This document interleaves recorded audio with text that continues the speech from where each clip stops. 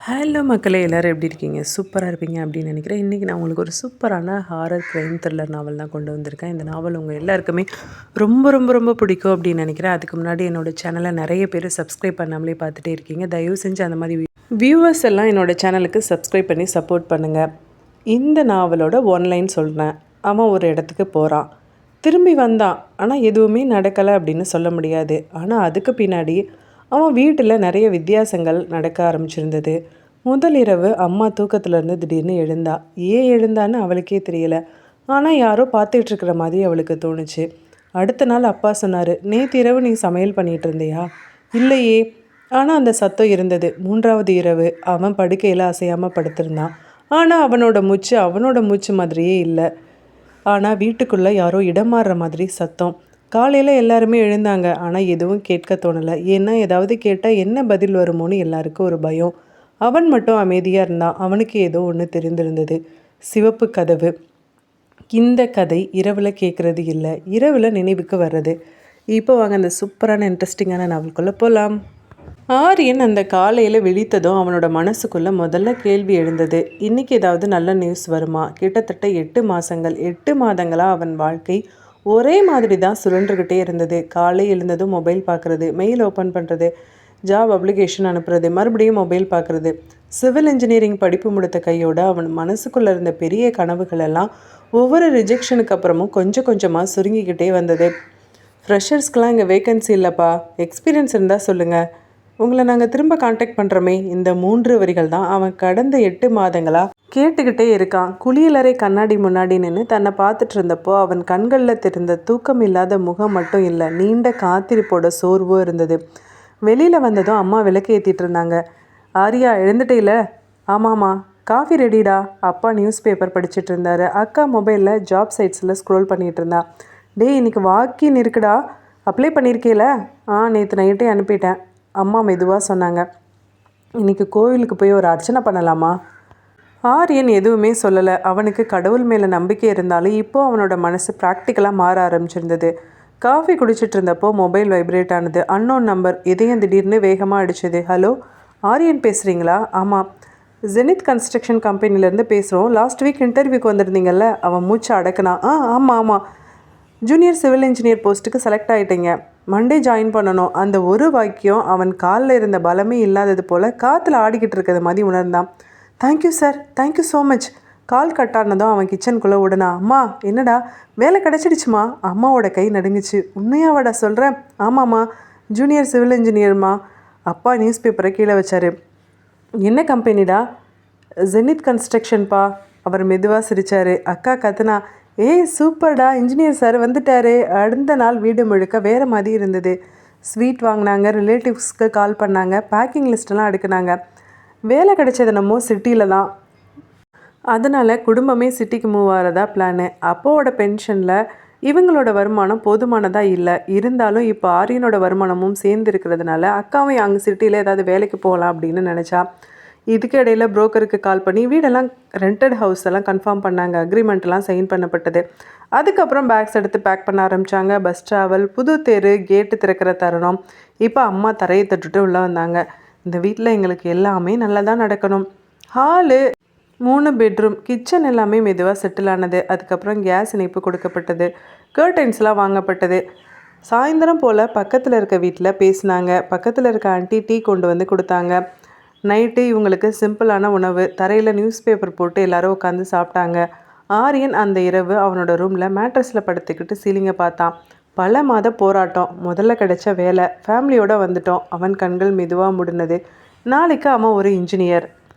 ஆரியன் காலையில் அலாரம் அடிக்கிறதுக்கு முன்னாடியே எழுந்தான். பல மாதங்களாக காத்திருந்து கிடைத்த முதல் வேலை நாள். உற்சாகம் தூக்கத்தை விட வலுவாக இருந்தது. பாத்ரூமில் போய் குளிச்சு முடிச்சுட்டு கண்ணாடி முன்னாடி நின்று ஷர்ட்டு காலரை சரி பண்ணிக்கிட்டான். ஜூனியர் சிவில் இன்ஜினியர், அந்த வார்த்தைகள் அவன் மனசுக்குள்ளே மெதுவாக ஓடிட்டு இருந்தது. ஹாலில் அம்மா காஃபி கொடுக்க காத்துட்டு இருந்தாங்க. ஏண்டா ரொம்ப சீக்கிரமே எழுந்துட்ட போல? ஆமாம்மா, முதல் நாள் இல்லை, லேட் ஆகக்கூடாது. அப்பா வாட்சை பார்த்தாரு. சைட்டு எவ்வளோ தூரண்டா? கம்பெனி வெஹிக்கிளே வரும்ப்பா. அக்கா சிரிச்சுக்கிட்டே சொன்னா. ஹெல்மெட்லாம் போட்டுட்டு ஃபோட்டோ எடுத்து அனுப்புடா. Civil engineer. ஆரியன் சின்ன சிரிப்பை போட்டான். பேக்கில் மார்க் ஷீட்டு, ஃபைலில் எல்லாமே எடுத்து வச்சுட்டு, இப்போ எல்லாம் சரியாக இருக்கான்னு கன்ஃபார்ம் பண்ணிவிட்டு டோருக்கு வந்தான். அம்மா இப்போ முன்னெத்தியில் விபூதி தடவுனாங்க. எல்லாம் இனிமேல் உனக்கு நல்லதாக நடக்கும்டா. கம்பெனி வேன் சரியான நேரத்துக்கு வந்தது. உள்ளே 2 இன்ஜினியர்ஸ் ஏற்கனவே இருந்தாங்க. புது ஜாயினரா நீங்கள்? ஆமாம். ரிலாக்ஸாக இருங்க. ஃபஸ்ட்டு டே ரொம்ப ஈஸியான வேலை தான். வண்டி இப்போ சிட்டிக்குள்ளே ஓட ஆரம்பிச்சிருந்தது. Flyover, market area. ஆரியன் இப்போ ஜன்னல் வழியாக எல்லாத்தையும் கவனிச்சுட்டே வந்தான். இப்போது சைட்டோட என்ட்ரன்ஸில் ஜெனித் கன்ஸ்ட்ரக்ஷன் ஃபேஸ் 3ன்னு ப்ராஜெக்ட் போட்டிருந்தது. ஹெல்மெட், சேஃப்டி ஷூஸ் டிஸ்ட்ரிபியூட் பண்ணாங்க. சீனியர் இன்ஜினியர் முரளி சார் இப்போ ப்ரீஃபாக ஆரம்பித்தார். இது ரீடெவலப்மெண்ட் ப்ராஜெக்ட் தான் தம்பி. பழைய குவார்ட்டர்ஸை டீமாலிஷ் பண்ணிவிட்டு புது அப்பார்ட்மெண்ட்டு இங்கே கன்ஸ்ட்ரக்ட் பண்ணிகிட்டு இருக்கோம் தம்பி. 13 மாடி அப்பார்ட்மெண்ட்டு. இதில் தான் இப்போ இன்ஸ்பெக்ஷனும் இருக்குது. புது கட்டடத்தில் என்னென்ன பண்ணணும் அப்படின்றது தான் உன்னோட வேலையும். எல்லோரும் இப்போ சைட்டுக்குள்ளே நடந்தாங்க. எங்கே பார்த்தாலும் டஸ்ட்டு. சைலண்ட்டான ரூமு. ஆரியனுக்கு ஒரு லேப்டாப் கொடுக்கப்பட்டது. அவன் லேப்டாப் ஓப்பன் பண்ணி மெஷர்மெண்ட்ஸை என்டர் பண்ண ஆரம்பிச்சிருந்தான். காலம் அலைன்மெண்ட் செக் பண்ணுங்கள் முரளி சார் சொன்னார். ஆரியன் இப்போ ஒரு பிளாக்குக்குள்ளே போனான். அந்த ரூமில் சன்லைட்டு ரொம்ப குறைவாக இருந்தது. அலைன்மெண்ட்டெல்லாம் எடுத்து முடித்தான். 11:30 மணியை போல் டீ பிரேக் வந்தது. அந்த சமயத்தில் எல்லோரும் கீழே அசம்பிள் ஆகியிருந்தாங்க. ஆரியனும் ஒரு டீ கப்பை எடுத்துகிட்டு தனியாக ஓரமாக நின்னான். அவன் கண்களுக்கு அந்த வித்தியாசமான ஒன்று பட்டது. என்னன்னு பார்த்தான். அந்த மண்ணுக்கு நடுவில் ஏதோ சிவப்பு நிறம் அவனோட கண்ணில் உறுத்தலாக பட்டது. குனிஞ்சு பார்த்தான். அது ஒரு பழைய துருப்பிடிச்ச சாவி. ஆனால் அதுக்கு ஒரு சிவப்பு நூல் கட்டப்பட்டிருந்தது. குவிக்கப்பட்டிருந்த மண்மேடுகளில் ஓரமாக அது இருந்தது. அந்த சிவப்பு நூல் மட்டும் நல்ல பிரைட்டாக தெரிஞ்சது. ஆரியன் அதை எடுத்து பார்த்தான். இது சாதாரண டோர் கீ தானே, ஆனால் இதை தொட்ட உடனே ஒரு மாதிரி வித்தியாசமான ஃபீல் இருக்கே, ரொம்ப ஜில்லுன்னு இருக்கே. ஒரு நிமிஷம் ஆரியன் அதையே பார்த்துட்டு நின்னான். முரளி சார் பக்கமாக திரும்பினான். சார், இங்கே ஒரு பழைய சாவி கிடக்குது, முரளி சொன்னார். அதை பார்த்துட்டு தெரியல, இங்கே டிமாலிஷ் பண்ணப்போ ஏதாவது சாவி இது மண்ணில் புதைஞ்சது இருந்திருக்கும். அது ஒன்றும் தேவையில்லை தம்பி, தூக்கி போட்டுருங்க. ஆரியன் தூக்கி போட தான் நினச்சான். ஆனால் மனசு இல்லாமல் என்னன்னு தெரியாமல் பாக்கெட்டுக்குள்ளே அந்த சாவியை போட்டுக்கிட்டான். திரும்ப ஆரியனோட வேலை கண்டினியூ ஆனது. லஞ்சு சைடில் ஷெட்டிலே ஃபுட்டு கொடுத்தாங்க. அங்கேயே சாப்பிட்டாங்க. ஈவினிங் கம்பெனி வேனில் ட்ராப் பண்ணிட்டாங்க. வீட்டுக்கு வந்தப்போ அவன் ரொம்ப டயர்டாக இருந்தான். அம்மா கரெக்டாக காஃபி ரெடி பண்ணியிருந்தாங்க. சைட்டெல்லாம் எப்படிடா இருந்தது? வேலையெல்லாம் எப்படி இருக்குது? ஓகேம்மா. வேலைலாம் ஓகேம்மா, நல்லா தான் இருக்குது. அங்கே இருக்கிறவங்கெல்லாம் எப்படிடா? அம்மா, இது என்னம்மா கல்யாணம் பண்ணவாம்மா போயிருக்கோம்? வேலை பார்க்குற இடம்மா, ஒவ்வொருத்தரும் ஒவ்வொரு மாதிரி இருப்பாங்க, அட்ஜஸ்ட் பண்ணிட்டு தானே போகணும். அப்படி சொல்லு. உங்கள் அம்மா எங்கே போனாலும் சொந்தக்காரவங்க மாதிரியே விசாரிக்க ஆரம்பிச்சிருவா. அப்பா கிண்டல் பண்ணார். அக்கா கேட்டா, சாப்பாடெல்லாம் எப்படிடா இருந்துச்சு? சாப்பாடெல்லாம் ஓகேக்கா, அவங்களே டிஸ்ட்ரிபியூட் பண்ணுறாங்க. தனியாக ஒரு செஃப் வச்சு அவங்களே எல்லாமே செய்கிறாங்க போல இருக்குது. ஏன்னா கன்ஸ்ட்ரக்ஷன் பண்ணுறப்போ ஒரு நாளைக்கு 200-300 பேருக்கு சாப்பாடு தயாரிக்க வேண்டியது இருக்கும்ல, பெரிய பில்டிங். ஆமாம், அப்படி பண்ணால் தான் கட்டுப்படி ஆகும், அப்பாவும் சொன்னார். ஆரியன் அந்த காலை கண் திறந்ததும் அவனுக்கு முதல்ல தோணுது உடம்பு ஏதோ சரியில்லையோ அப்படின்னு தான். தலை லேசாக கனமாக இருந்தது. நெஞ்சுக்குள்ளே ஒரு சின்ன அழுத்தம். என்னன்னு தெரியாமல் ஒரு பதட்டம். அவன் மெதுவாக பெட்டிலேருந்து எழுந்து இப்போ பாத்ரூமுக்கு போனான். நடந்தான். கண்ணாடி முன்னாடி நின்னப்போ அவனுக்கே அவனை அடையாளம் கண்டுகொள்ள முடியாத மாதிரி இருந்தது. கண்கள் சிவந்து போயிருந்தது. உதடுகள்லாம் உலர்ந்திருந்தது.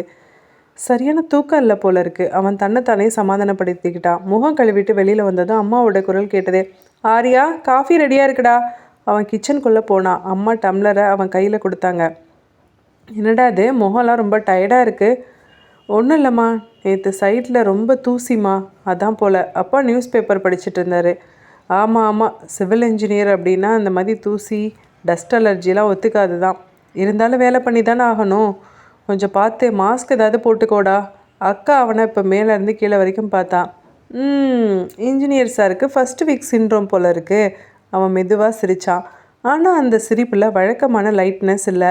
ஆஃபீஸுக்கு கிளம்புறப்ப பெட்சைட் டேபிள் மேலே இருந்த அந்த சாவியை பார்த்தான். அந்த சிவப்பு நூல் சாவி. ஒரு நிமிஷம் அதை எடுத்து கையில் பிடிச்சிட்டே நின்னான். அதே குளிர்ச்சி, அதே ஹெவி, ஏதோ தெரியாத உணர்வு. திரும்ப இதை பாக்கெட்டில் வச்சுக்கலாமா இல்லை விட்டுட்டு போகலாமா? அவன் ஒரு நொடிக்கு தயங்கினான்.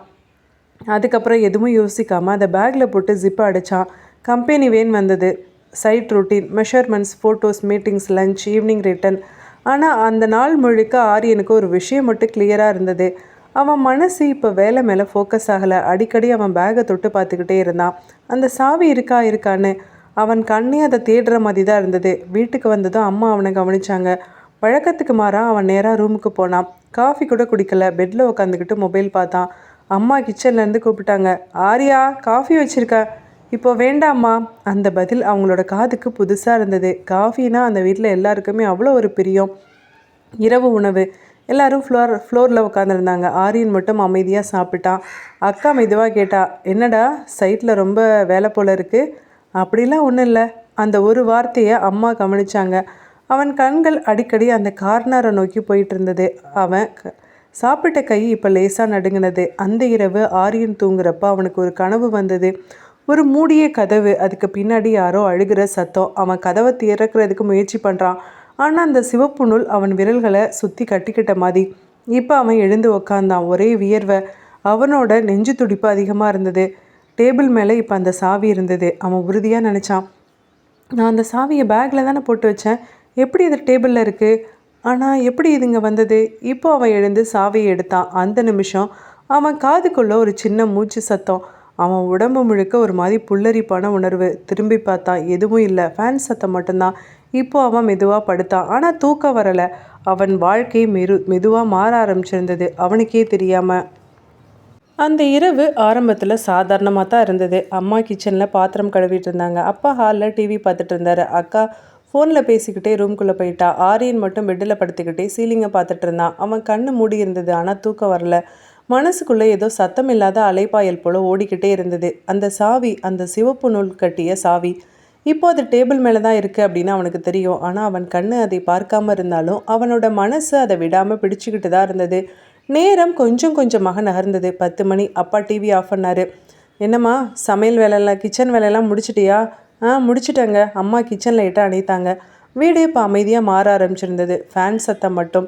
அது மட்டும் இல்லாமல் கடிகாரத்தோட சத்தமும் டிக் டிக்குன்னு கேட்டுட்டு இருந்தது. அக்கா அவளோட கதவை சாத்திக்கிட்டா. ஆரியனும் கதவை சாத்தி கண்ணை மூடி படுத்திருந்தது தான். எல்லாரும் அவங்கவுங்க ரூமில் போய் படுக்க ஆரம்பிச்சிருந்தாங்க. அப்போ தான் திடீர்னு டக்குன்னு ஒரு சத்தம். கிச்சனில் இருந்து ஒரு மென்மையான சத்தம். அப்பா இப்போ பெட்டில் திரும்பி படுத்தார். ஏதாவது எலியாக இருக்கும். அம்மாவுக்கும் அந்த சத்தம் கேட்டது. அவங்களும் அப்படி தான் நினச்சாங்க. இப்போது ஆரியன் மட்டும் கண்ணை திறந்தான். திரும்ப ஒரு அமைதி. அவன் திரும்பி படுத்தான். ஆனால் ஒரு 2 நிமிஷம் கூட ஆகலை. திரும்ப ஒரு சத்தம். பாத்திரம் மோதுற மாதிரி சத்தம். இந்த தடவை அம்மா எழுந்து உக்காந்தாங்க. என்னங்க இது? ஏதோ எலி சத்தம் மாதிரி இருக்குது. அப்பா கிட்டேருந்து எந்த பதிலும் இல்லை. அவர் தூங்கி போயிருந்தார். அம்மா மெதுவாக கிச்சன் பக்கமாக போனாங்க. அக்கா ரூம்லேருந்து கேட்டா, என்னம்மா நீ தான் கிச்சனில் இருக்கியா? இல்லை இல்லை, இங்கே பாத்திரம் சத்தம் கேட்டுச்சு, அதான் நான் வந்தேன். ஏதோ எலியாக இருக்கும்னு நினைக்கிறேன். கிச்சன் லைட்டை போட்டாங்க. எல்லாம் சரியாக தான் இருந்தது. கேஸ் ஸ்டவ்லாம் ஆஃப் பண்ணியிருக்கான்னு பார்த்தாங்க. எல்லாமே சரியாக இருந்தது. திரும்பி வந்தாங்க. ஒன்றும் இல்லைம்மா, நீ தூங்கு, அவங்க பொண்ணை பார்த்து சொன்னாங்க. ஆனால் அவங்களோட முகத்தில் ஒரு சின்ன குழப்பம். அந்த இரவு இன்னும் ஆழமாக போனது. அதுக்கப்புறம் சுமார் 2 மணிக்கு மேலே இருக்கும். ஆரியன் திடீர்னு பெட்டில் இருந்து எழுந்து ஹாலுக்கு நடந்தான். அவன் நடக்கிற சத்தம் அவனுக்கே கேட்கல. அப்படியே நடந்து போனான். அக்கா திடீர்னு முழிச்சா. டோரை திறந்து பார்த்தா. என்னது சத்தம்? ஆரியன், டே ஆரியா. அவன் பதிலே சொல்லலை. அவன் நேராக மெயின் டோர் பக்கமாக போனான். அக்கா பயந்து போனான். டே எங்கடா போகிற? அவன் நின்னான். மெதுவாக திரும்பி பார்த்தான். அவனோட கண்கள் வழக்கமான ஆரியன் மாதிரி இல்லை. ஒரு மாதிரி எமோஷன் இல்லாத பார்வையாக இருந்தது. அக்காவோட குரல் இப்போ கொஞ்சம் நடுங்க ஆரம்பிச்சது. டே ஆரியா. இப்போ அப்பா வெளியே வந்தார். என்னடா இது? எங்கடா போகிற இந்த ராத்திரி நேரத்தில்? அம்மாவும் வந்தாங்க. ஆரியன் ஒரு நிமிஷம் அவங்கள பார்த்தான். அதுக்கப்புறம் எதுவுமே சொல்லாமல் திரும்பி ரூம்குள்ளே போயிட்டான். அவன் போனதும் ஒரு அமைதி. அக்கா அம்மாவை பிடிச்சிக்கிட்டா. என்னம்மா அவன் என்னமோ பண்ணுறான் தூக்கத்தில்? அம்மா இப்போ ஆரியனோட ரூம் பக்கம் பார்த்துக்கிட்டே சொன்னாங்க. அது ஒன்றும் இல்லடி, ரொம்ப டயர்டாக இருக்கும். சைட்டில் வேலை பார்க்குறான்ல, புது இடம் இல்லை. ஆனால் அவங்க குரல் அவங்க மனசை கன்வின்ஸ் பண்ணுற மாதிரி இல்லை. அந்த இரவு முடிகிறதுக்கு முன்னாடி இன்னொரு விஷயம் நடந்தது. அப்பா தண்ணி குடிக்கலாம் அப்படின்னு கிச்சனுக்குள்ளே போனப்போ ஃப்ளோரில் சின்ன சின்ன ஈரமான காலடி தடங்கள் இருந்தது. பாத்ரூம்லேருந்து ஹால் வரைக்கும். அப்பா இதை பார்த்து பயந்து போயிட்டாரு. யார் பாத்ரூமுக்கு இந்த நேரத்தில் போனது? அம்மா வந்து பார்த்தாங்க, தலையாட்டினாங்க. அக்கா வந்து பார்த்தா, தலையாட்டினா. என்னப்பா இது ஈரத்தோடு இருக்குது, நம்ம யாரும் பாத்ரூமுக்கு போகலையே, ஒருவேளை ஆரியனாக இருப்பானோ? ஆனால் ஆரியனோட கால் சைஸ் இப்படியா இருக்கும்? ஆரியன் ஆனால் ரூமில் நல்லா தூங்கிட்டு இருந்தான். அப்பா இப்போ மெதுவாக அந்த தடங்களை துடைச்சாரு. யாரும் சத்தமாக பேசலை. ஆனால் எல்லாருக்குமே ஒரே ஃபீலிங் தான்.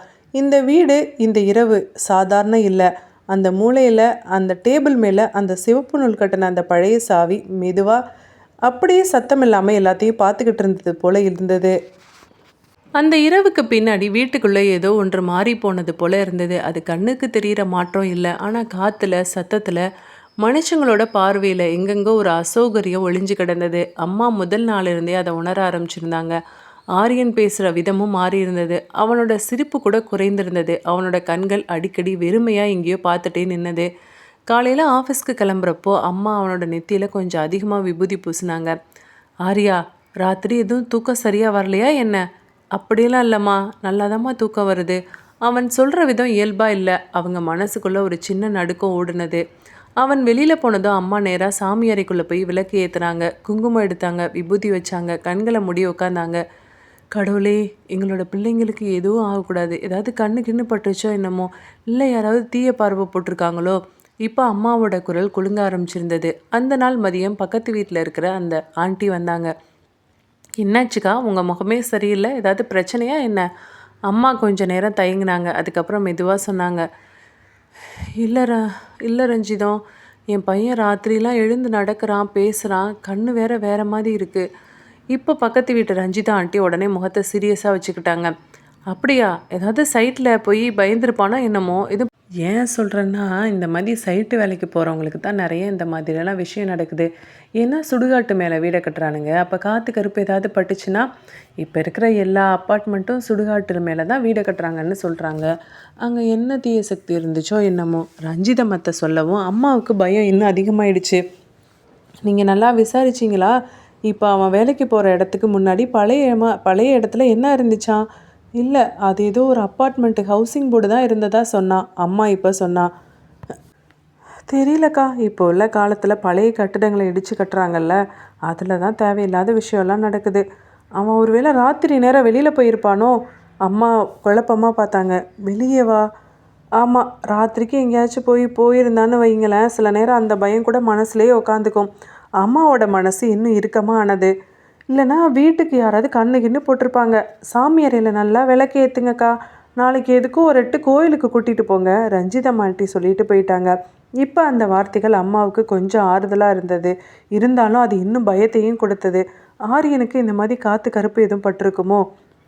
அந்த இரவு அம்மா ஆரியன் படுக்க பக்கத்தில் உட்காந்துருந்தாங்க. அவன் நல்லா தூங்கிக்கிட்டு இருந்தான். ஆனால் அவனோட மூச்சு ஒழுங்காக இல்லை. திடீர்னு அவனோட உதடு அசைய ஆரம்பிச்சது. தர தர அம்மா குனிஞ்சு கேட்டாங்க. ஆரியா, என்னடா சொல்கிற? என்ன திறக்க சொல்கிற? கதவு தர. அவங்களோட உடம்பு முழுக்க இப்போ மின்சாரம் பாய்ந்த மாதிரி ஆயிடுச்சு. எந்த கதவுடா சொல்கிற? ஆரியன் கண்ணவே திறக்கலை. அவனோட குரல் இன்னும் கனமாக மாறிச்சு. சாவி, எனக்கு சாவி வேணும். அம்மா பின்னாடி சுவரை ஒட்டி நின்னாங்க.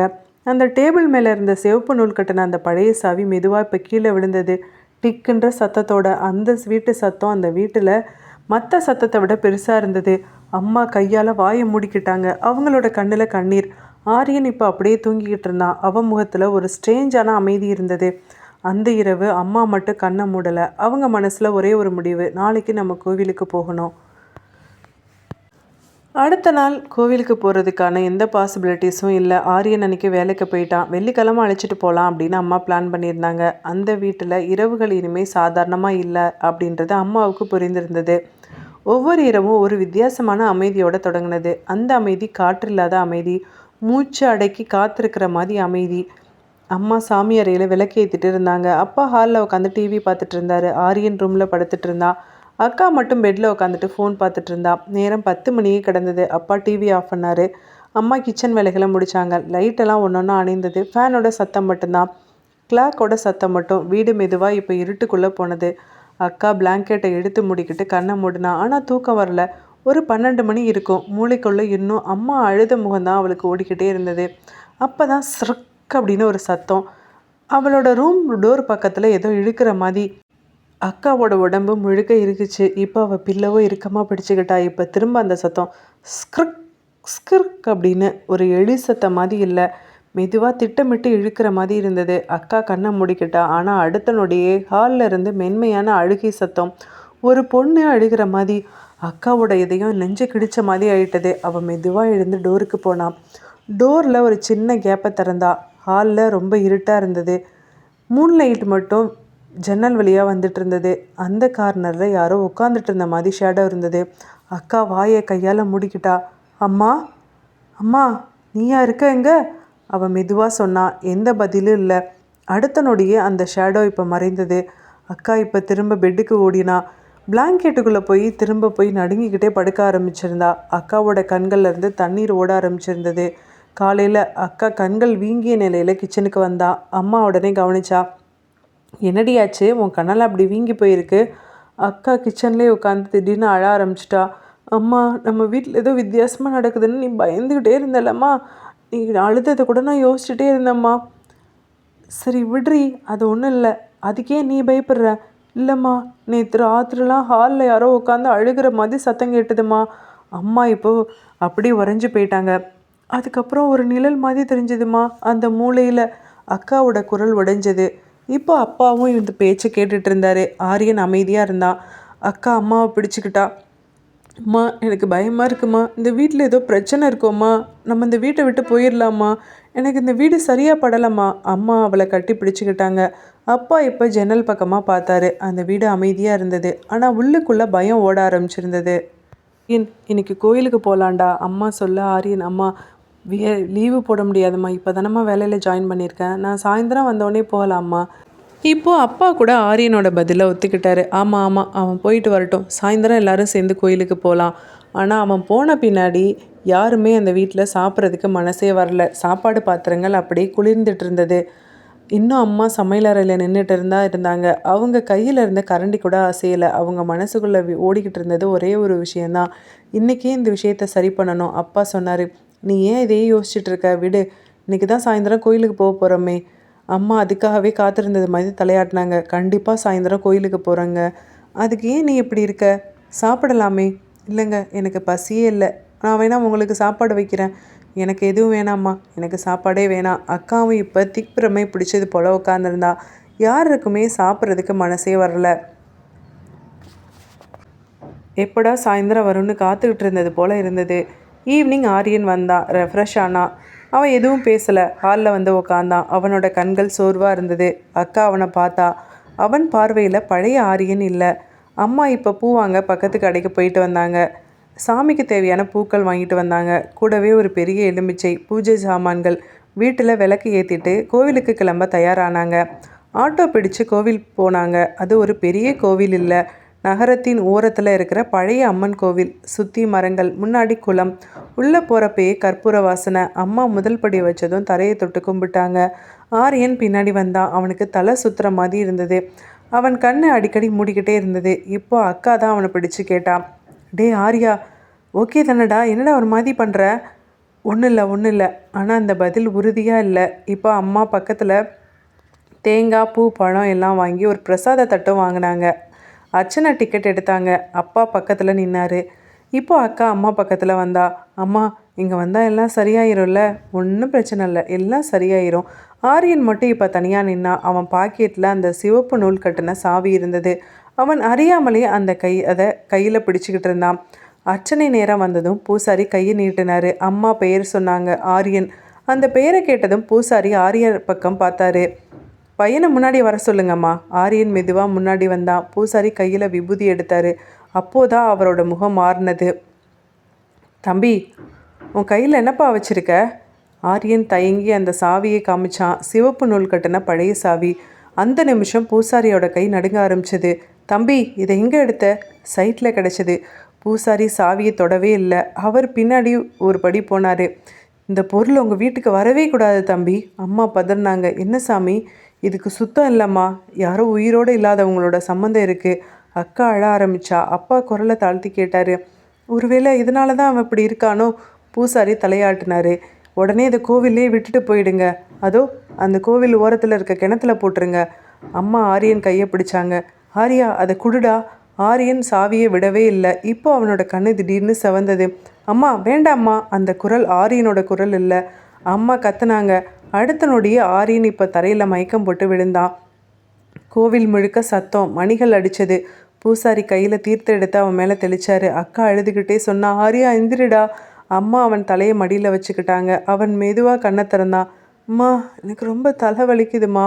அந்த கேள்வி அந்த குடும்பத்தோட இதயத்தையே உடைச்சது.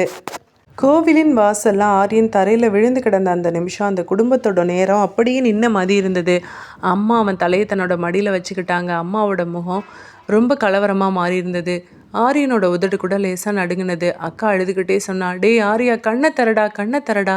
அப்பா சுற்றி பார்த்தாரு. அதாவது ஆட்டோ பிடிங்களேன். ஒரு ஆட்டோ ஓடி வந்து நின்னது. அப்பா, பூசாரி, இன்னொரு பக்தர்லாம் சேர்ந்து ஆரியனை தூக்கி ஆட்டோக்குள்ளே போட்டாங்க. அம்மா அவன் தலையை மடியில் வச்சுக்கிட்டாங்க. ஆட்டோ வேகமாக கிளம்புனது. ரோடு, சிக்னல், மனிதர்கள் எதுவும் அம்மாவோட கண்ணுக்குள்ளே விழலை. அவங்களோட முழு கவனம் முழுக்க ஆரியன் மேலே தான் இருந்தது. ஆரியா, எழுந்துருடா, எழுந்துருடா. ஆனால் ஆரியன் அசையவே இல்லை. அக்கா ஆட்டோவோட கார்னரில் உட்காந்து அழுதுகிட்டு இருந்தா. அப்பா டிரைவருக்கு பக்கத்தில் உட்காந்துருந்தாரு. தம்பி, கொஞ்சம் வேகமாக போங்க. ஹாஸ்பிட்டல் வாசலில் ஆட்டோ நின்னதும் ஸ்ட்ரெச்சர்ஸ் கொண்டு வந்தாங்க. Emergency ward. ஒயிட் லைட்ஸு, ஓடி வந்த நர்ஸு, மானிட்டரோட சத்தம். டாக்டர் கோட்டு போட்டுட்டு அங்கே இங்கேயும் போயிட்டு இருந்தாங்க. ஆரியனை பெட்டுக்கு மாற்றினாங்க. ப்ளட் ப்ரெஷர் செக் பண்ணாங்க. பல்ஸ்லாம் செக் பண்ணாங்க. ஆக்சிஜன் மாஸ்க் போடப்பட்டது. அம்மா கை நடுங்கிக்கிட்டே ஆரியனோட தலையை தொட்டாங்க. டாக்டர் வந்து நின்னார். நடுத்தர வயசு இருக்கும், சீரியஸான முகம். என்னங்க நடந்துச்சு? அப்பா எல்லாத்தையும் சொன்னார். கோவிலுக்கு போயிருந்தோம் டாக்டர், திடீர்னு மயக்கம் போட்டுட்டான். டாக்டர் இப்போ கேட்டார், இதுக்கு முன்னாடி இந்த மாதிரி நடந்திருக்கா? இல்லை டாக்டர். டாக்டர் நர்ஸ் கிட்ட சொன்னாங்க, ஐவி ஸ்டார்ட் பண்ணுங்கள், சுகர் லெவல்லாம் செக் பண்ணுங்கள், பிளட் சாம்பிள் எடுத்துக்கோங்க, இசிஜி எடுத்துக்கோங்க, சிடி ஸ்கேன்லாம் பார்த்துக்கோங்க. அம்மா சுவரை ஒட்டி நின்னாங்க. அவங்க கண்கள் ஆரியன் முகத்தையே பார்த்துட்டு இருந்தது. அக்கா மெதுவாக அம்மாவை பிடிச்சிக்கிட்டா. அம்மா, ஆரியனுக்கு ஒன்றும் ஆகாதுல்லம்மா. அம்மா பதில் சொல்ல முடியாமல் அழுதா. கண்ணீர் மட்டும் வடிந்தது. ஒரு சில நிமிஷத்துக்கு பின்னாடி டாக்டர் வெளியில் வந்தார். ஓகே தான், ஸ்டேபிளாக தான் இருக்குது. கொஞ்சம் ப்ளட் ப்ரெஷர் மட்டும் ட்ராப் ஆகிருந்தது போல். டீஹைட்ரேஷன், எக்ஸ்ட்ரீமான ஸ்ட்ரெஸ்ஸில் இருந்திருக்கார் போல் இருக்குது. இப்போது அப்பா கொஞ்சம் நிம்மதி பெருமிச்சு விட்டார். ஆனால் ஒரு விஷயம், டாக்டர் நிறுத்தினார். அந்த ஒரு விஷயம் அப்படின்றது அம்மாவோட இதயத்தை கிழிக்கிற மாதிரி இருந்தது. ஆனால் நியூராலஜிக்கல் சிம்டம்ஸ் இருக்குது போல் இருக்குது ஆரியனுக்கு, நரம்பு சம்மந்தமாக. அதாவது அப்படிலாம் இல்லையே டாக்டர். வேறு ஏதாவது இவர் பண்ணுறாரா? ஸ்லீப் டிஸ்டர்பன்ஸ், ஹாலுசினேஷன், சடனாக அவரோட பிஹேவியரில் ஏதாவது மாற்றம் தெரியுதா? ஏன்னா இந்த மாதிரி நரம்பியலில் பிரச்சனை வருது அப்படின்னா மெடிக்கலாக அவர் ஸ்ட்ரெஸ் டிஸார்டரில் இருக்காருன்னு நினைக்கிறேன். அம்மா மெதுவாக கேட்டாங்க. அப்படிலாம் இல்லை டாக்டர், ஆனால் அவன் பேசிக்கிட்டே தூங்குறான் டாக்டர். டாக்டர் புருவத்தை சுருக்குனார். தூக்கத்தில் பேசுகிறது கூட ஒரு விதமான சிம்டம்ஸ் தான். அது ஆன்சைட்டி சிம்டம். ஆனால் நீங்கள் சொல்கிற மாதிரி சடனாக பர்சனாலிட்டி ஷிஃப்டாக இருந்தால் இது நம்ம சைக்காட்டிஸ்ட்டு தான் டீல் பண்ணணும். அக்கா பயந்த குரலில் கேட்டா. அப்போ இவனுக்கு ஏதாவது மனநல பிரச்சனை இருக்குமா டாக்டர்? டாக்டர் மெதுவாக சொன்னார். அப்படிலாம் சொல்ல முடியாது, சில அப்சர்வேஷன் பண்ணணும். அப்பா சேரில் உட்காந்தாரு. அவர் கையை முகத்தில் வச்சுக்கிட்டாரு. அம்மா இப்போ சில மாதிரி நின்றுட்டு இருந்தாங்க. டாக்டர், அவன்கிட்ட ஒரு சாவி இருந்துச்சு டாக்டர். அந்த சாவினால தான் பிரச்சனைன்னு கோவில் பூசாரி சொன்னார். டாக்டர் திரும்பி பார்த்தாரு. என்னது, சாவியா? ஆமாம், சிவப்பு நூல் கட்டின சாவி. டாக்டர் இப்போ அது அம்மா சொன்னதை கேட்டு அவர் ஒன்றும் பெருசாக ரியாக்ட் பண்ணலை. அதெல்லாம் ஒன்றும் இல்லைம்மா, மெடிக்கலாக இந்த சாவிலாம் காரணம் கிடையாது. பட்டு பேஷண்ட்டுக்கு ஏதாவது எமோஷ்னல் ட்ரிகர் ஏதாவது இருந்ததுன்னா அது பிஹேவியரை அஃபெக்ட் பண்ணும். ஆரியனை வார்டுக்கு ஷிஃப்ட் பண்ணாங்க. அவனோட கண்ணை திறந்தான். அமைதியாக இருந்தான். அம்மா அவன் கையை பிடிச்சாங்க. ஆரியா, நம்ம ஹாஸ்பிட்டலில் இருக்கோண்டா. ஆரியன் சுற்றி பார்த்தான். அம்மா, என்னாச்சும்மா எனக்கு? டேய், நம்ம கோவில் போயிருந்தோம்ல. ஆரியன் தலையை பிடிச்சிக்கிட்டான். என்னம்மா சொல்கிற? எனக்கு ஒன்றுமே ஞாபகத்தில் இல்லையே. அக்கா அவன் கையை பிடிச்சிக்கிட்டா. ஆரியா, ஒன்றும் இல்லை, பயப்படாத, ஸ்ட்ரெஸ் ஆகாத. அந்த நேரம் நர்ஸ் வந்தாங்க. பேஷண்ட்டை ரொம்ப டிஸ்டர்ப் பண்ணாதீங்க, அவர் யோசிக்கிற மாதிரி எதுவும் சொல்லாதீங்க, ரிலாக்ஸாக விடுங்க. இப்போ அம்மா அவனோட வலது கையை கவனிச்சாங்க. அது இறுக்கமாக மூடி இருந்தது. விரல்கள் எல்லாம் மடங்கி ஒரே மாதிரி பிடிச்சிக்கிட்டு இருந்த மாதிரி இருந்தது. அம்மாவுக்கு புரிந்தது, ஆரியன் இன்னும் அந்த சாவியை கையில் வச்சுருக்கான்னு. ஆரியா, உன் கையை தளர்த்துடா, அம்மா மெதுவாக சொன்னாங்க. ஆனால் ஆரியன் அசையவே இல்லை. திரும்ப நர்ஸ் வந்தாங்க. அவர் எதுவும் ஃபோர்ஸ் பண்ணாதீங்க. நர்ஸ் திரும்ப ஆக்சிஜன் மாஸ்க்கு, பிபி செக்கெல்லாம் பண்ணாங்க. ஒரு நர்ஸ் ஆரியனோட கையை ஸ்ட்ரைட்டன் பண்ண முயற்சி பண்ணாங்க. சார், இந்த கையை நீங்கள் ரொம்ப டைட்டாக வச்சுருக்கீங்க, கொஞ்சம் ரிலாக்ஸ் பண்ணுங்கள். ஆரியன் அமைதியாக படுத்திருந்தான். டாக்டர் பக்கத்தில் வந்து பார்த்தாரு. நர்ஸ், ஃபோர்ஸ் பண்ணாதீங்க, ஸ்லோலி நீங்களே ஓப்பன் பண்ணுங்கள். அம்மாவும் பக்கத்தில் வந்து நின்னாங்க. அவங்க மனசுக்குள்ளே ஒரே படபடப்பு. அந்த சாவி, அதைத்தான் அவன் பிடிச்சி வச்சுருக்கான். அவங்க ஆரியனோட விரல்களை மெதுவாக பிரிக்க ஆரம்பித்தாங்க. ஒன்றுன்னா தளர்ந்தது. அப்போது தான் அந்த பழைய துருப்பிடிச்ச சாவி, சிவப்பு நூல் கட்டின அந்த சாவி அவனோட உள்ளங்கையில் வியர்வையோடு நனைஞ்சு கிடந்தது. அம்மாவோட நெஞ்சு ஒரு நிமிஷத்தில் இறுகி போச்சு. டாக்டர், இந்த சாவி தான், இதனால தான் எங்கள் வீட்டில் கூட ஏதோ அசம்பாவிதம் நடந்தது. டாக்டர் அதை சீரியஸாக எடுத்துக்கல.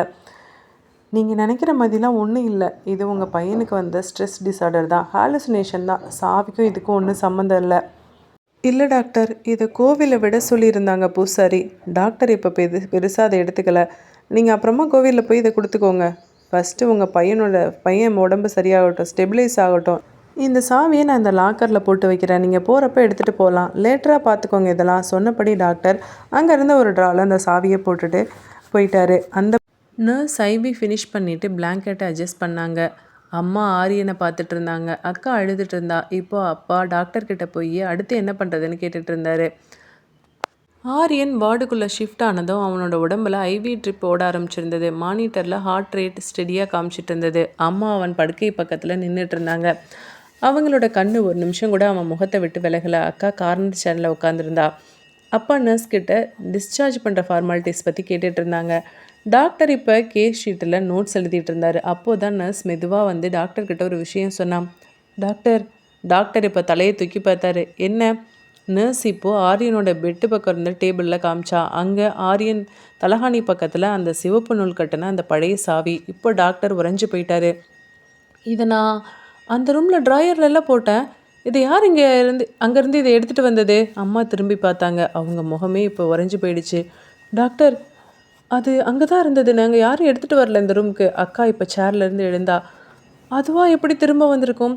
டாக்டர் நர்ஸை பார்த்தாரு. நீங்கள் யாராவது அதை எடுத்துகிட்டு வந்து வச்சிங்களா அங்கேருந்து? இல்லை டாக்டர், அந்த எமர்ஜென்சி ரூமில் தான் இருந்தது. வேறு யாராவது வார்டுக்கு விசிட்டர்ஸ் யாராவது வந்தாங்களா? இல்லை டாக்டர், யாரும் கிடையாது, நாங்கள் மட்டும்தான். நர்ஸ் இப்போ பயத்தோடு சொன்னா. டாக்டர் இப்போ மெதுவாக அந்த சாவியை எடுத்தார். அது குளிர்ச்சியாக இருந்தது. அது ஒரு சாதாரண மெட்டல் கீ மாதிரி தான் இருந்தது. ஆனால் அது வித்தியாசமாக இருந்தது, துருப்பிடிச்சிருந்தது. அந்த சாவியை எடுத்து திருப்பி பார்த்தாரு. சிவப்பு நூல் கட்டப்பட்டிருந்தது. திரும்ப ஆரியனை பார்த்தாது. இப்போ ஆரியனோட கண்கள் மூடப்பட்டிருந்தது. அவனோட ப்ரீத்திங் நார்மலாக இருந்தது. டாக்டர் இப்போ த்ரோட்டை கிளியர் பண்ணார். இது பாசிபிளே கிடையாது. அப்பா நர்வஸாக கேட்டார். என்னாச்சு டாக்டர்? டாக்டர் ஒரு நிமிஷம் அமைதியாக இருந்தார். அதுக்கப்புறம் மெதுவாக சொன்னார். இந்த கீ எப்படி வந்துச்சுன்னு எனக்கே புரியலை. ஐவி போடுறப்ப நம்ம ரிமூவ் பண்ணோம்ல. ஆமாம் டாக்டர், எனக்கும் புரியலை. டாக்டர் இப்போ கீழே பார்த்தாரு. இது எப்படி வந்ததுன்னு தெரியல, நான் திரும்ப செக் பண்ணுறேன். நர்ஸ் வெளியில் போனா. டாக்டர் இப்போ இவங்க பக்கம் திரும்பினார். கொஞ்சம் அமைதியாக இருங்க, சம்டைம்ஸ் கன்ஃபியூஷன் க்ரியேட் ஆகுது. இது நம்ம தான் தேவையில்லாமல் பதட்டப்படுறோன்னு நினைக்கிறேன். அம்மா அந்த வார்த்தையை ஒத்துக்கலை. அவங்க கண்ணுக்கு அந்த சாவி தான் பெரிய வில்லனாக தெரிஞ்சுது. டாக்டர், எனக்கு தெரிஞ்சு அது தானாக தான் திரும்ப வந்திருக்குன்னு நினைக்கிறேன். டாக்டரால் பதில் சொல்ல முடியலை. அவர் சயின்ஸ் படித்தவர், மெடிக்கல் லாஜிக் தெரிஞ்சவர். ஆனால் இப்போ அவருக்கு முன்னாடி நின்னது மெடிக்கல் கேஸ் இல்லை, அது எக்ஸ்ப்ளனேஷன் இல்லாத ஒன்று. அந்த நேரம் ஆரியன் மெதுவாக கண்ணை திறந்தான். டாக்டர் முன்னாடி வந்தார். ஆரியன், நான் பேசுகிறது உங்களுக்கு கேட்குதா? ஆரியன் டாக்டரை பார்த்தா. அவனோட பார்வை கொஞ்சம் கூட மனித பார்வை மாதிரி இல்லை. டாக்டர் இப்போ ஒரு ஸ்டெப் பின்னாடி போனார். ஆரியனோட உதடுகள் இப்போ மூவ் ஆனது. அவன் குரல் மெதுவாக வெளியில் வந்தது. அந்த சாவியை நீங்கள் எடுக்காதீங்க. டாக்டர் இப்போ ஸ்டன் ஆனார். அக்கா பயந்துட்டா. அம்மா ஆரியனோட கையை பிடிச்சாங்க. டாக்டர் உடனே நர்ஸை கூப்பிட்டாரு. சீக்கிரம் வாங்க, இவருக்கு செடேட்டிவ் இன்ஜெக்ட் பண்ணுங்க. வார்டுக்குள்ளே டென்ஷன் எக்ஸ்ப்ளோட் ஆனது. டாக்டர் இப்போ ப்ரீத்தை டீப்பாக எடுத்தார். அவருக்கு தெரிஞ்சது இது ஒரு நார்மல் கேஸ் இல்லை. இது என்ன விஷயம்னு அவருக்கு புரியலை. இங்கே மெடிக்கல் லாஜிக் பிரேக் ஆனதை அவர் உணர்ந்தார். சில நிமிடங்கள் கழித்து அந்த வார்டில் லைட்டு வெண்மையாக எரிஞ்சிட்டு இருந்தது. மானிட்டரில் பீப் சத்தம் கேட்டுட்டு இருந்தது. ஐவி ட்ரிப் மெதுவாக சுருக்கப்பட்டிருந்தது. டாக்டர் செடேட்டிவ் ஊசி போட்ட தயார் பண்ணி நர்ஸ் கிட்ட சொன்ன பின்னாடி அம்மா ஆரியனோட கையை ரெண்டு பக்கமும் பிடிச்சிருந்தாங்க. ஆரியா அமைதியாக இருடா. ஆரியன் முதல்ல பதில் சொல்லலை. அவனோட கண்கள் சீலிங்கை பார்த்துட்டு இருந்தது. அந்த பார்வை வெறுமையாக இல்லை, அது ஏதோ தேடுற மாதிரி இருந்தது. டாக்டர் மெதுவாக பக்கத்தில் வந்தார். இப்போ ஆரியன் பேச ஆரம்பித்தான். மெதுவாக ஆனால் கனமாக. நீங்கள் எல்லோரும் ஏன் இவ்வளோ கவலைப்படுறீங்க? அம்மா திடுக்கிட்டாங்க. ஆரியா, என்னடா சொல்கிற? ஆரியன் அம்மாவை பார்த்தா. அவனோட உதடு ஒரு சின்ன சிரிப்பை போட்டு கொண்டது. ஆனால் அந்த சிரிப்பு ஆரியனோட சிரிப்பு இல்லை. அவனுக்கு எதுவும் ஆகலை. இதை கேட்டு அக்காவோட குரல் நடுங்குச்சு. ஆரியா, என்னடா சொல்கிற? ஆரியன் தலையை மெதுவாக ஒரு பக்கமாக சாய்ச்சான். நான் ஆரியன் இல்லை. டாக்டர் இப்போ புல்லரிஞ்சு போய் வரைஞ்சி நின்னார். அப்படின்னா நீங்கள் யார்? ஆரியன் மெதுவாக சிரித்தான். அவனோட குரல் திடீர்னு மாறிச்சு. ரொம்ப ஹெவியாக, ரொம்ப ரஃப்பாக, ஒரு பொண்ணோட குரல். ஆனால் அது முழுசாக பெண் குரலும் இல்லை, ஒரு புரோக்கன் எக்கோ மாதிரி இருந்தது. இப்போது இந்த உடம்பு என்னோட வீடு. அந்த வார்டில் இருந்த காற்று அப்படியே நின்று போன மாதிரி ஆச்சு. அம்மா பின்னாடி தடுமாறி நின்னாங்க. அக்கா அலர்னா. டாக்டர், என்னாச்சு இவனுக்கு? அப்பா கத்துனாரு. டாக்டர் கையில் இருந்த ஊசி இப்போ கீழே விழுந்தது. ஆரியன் கைகள் மெதுவாக பெட்ஷீட்டை இறுக்கமாக பிடிச்சது. நீங்கள் எடுத்த சாவி என்னோடது. அவன் கண்கள் சிவந்தது. அம்மா கத்துனாங்க. டே ஆர்யா, அமைதியாருடா. ஆரியன் சிரிச்சான். அப்பா வரைஞ்சு போயிட்டாரு. டாக்டர் மெதுவாக கேட்டார், நீங்கள் யார் ஆரியன்? நீங்கள் ஆரியன் தானே? ஆரியன் இப்போ தலையை தூக்கி டாக்டரை பார்த்தான். இல்லை, நான் ஆரியன் இல்லை, நான் பூட்டி வச்ச ஒரு வாழ்க்கை. அவனோட வாய்ஸு எக்கோ ஆனது. லைட்ஸ்லாம் ஃப்ளிக்கர் ஆனது. மானிட்டர் இப்போ பீப் ஃபாஸ்ட்டாக போனது. நர்ஸ் இப்போ பின்னாடி போனா. அம்மா மயங்கிற மாதிரி இருந்தாங்க. அம்மா, அக்கா அம்மாவை பிடிச்சிக்கிட்டா. ஆரியன் சடனாக கத்துனா. அவனுக்கு எதுவும் ஆகாது, ஆனால் அந்த சாவி இல்லாமல் நான் போக மாட்டேன். இப்போ அவனோட பாடி ஸ்டிஃபாச்சு. கண்கள்லாம் மேலே போனது. டாக்டர் நர்ஸுக்கு கத்துனாரு, சீக்கிரமாக ஊசி போடுங்க. இன்ஜெக்ஷன் போடப்பட்டது. ஆரியன் இப்போ மெதுவாக காமானா. அவன் தலை ஒரு பக்கமாக சாஞ்சது. அதுக்கப்புறம் நார்மலான ப்ரீத்திங். அமைதி. வார்டில் யாருமே பேசலை. அம்மா சேரில் உட்காந்து அழ ஆரம்பிச்சிருந்தாங்க. அப்பா சுவரில் சாஞ்சு நின்னார். டாக்டர் மாஸ்க் அட்ஜஸ்ட் பண்ணிகிட்டே ஒரு பெரிய மூச்சை இழுத்து விட்டார். இது தெரியலையே, இது சைக்கலாஜிக்கல் ப்ராப்ளம் நினைக்கிறேன். This is something else, doctor சொன்னார். ஓகே வியூவர்ஸ், இந்த எபிசோடை நான் இங்கேயே முடிச்சுக்கிறேன். அடுத்து என்ன நடந்ததுன்னு சொல்லிட்டு நெக்ஸ்ட் எபிசோடில் பார்க்கலாம். இந்த நாவல் உங்களுக்கு ரொம்ப பிடிச்சிருக்கும் அப்படின்னு நினைக்கிறேன். நீங்கள்